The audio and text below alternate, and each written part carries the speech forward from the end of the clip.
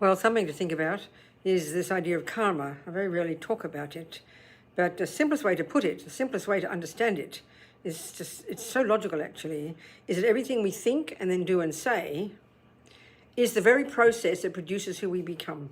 It's very simple. Now, I think I've talked about this many times. If you think, for example, you're studying music, I think you could say exactly what I just said. Everything you think and do and say in relation to music is exactly the process that produces the musician you become. So we sort of understand that, but we don't call it, oh, that's karma.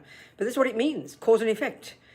Everything you think and do and say when it comes to carpentry, music, cooking, is the process that produces the cook, the carpenter, etc.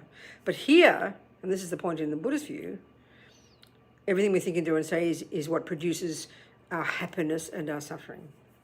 This is very hard to see. In fact, we almost immediately don't believe it.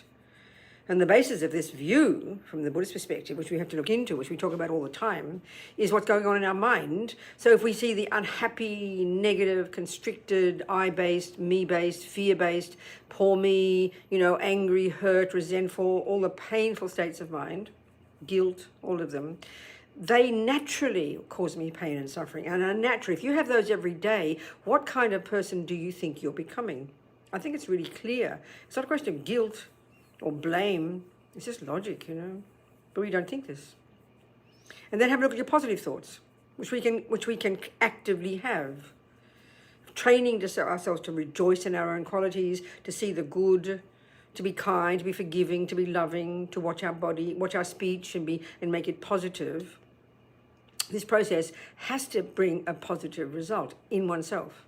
You're programming yourself into being a happy, open, spacious human being. Sounds easy, sounds simple, sounds simplistic even, but think about it. I mean, really think about it, and try to put it into practice.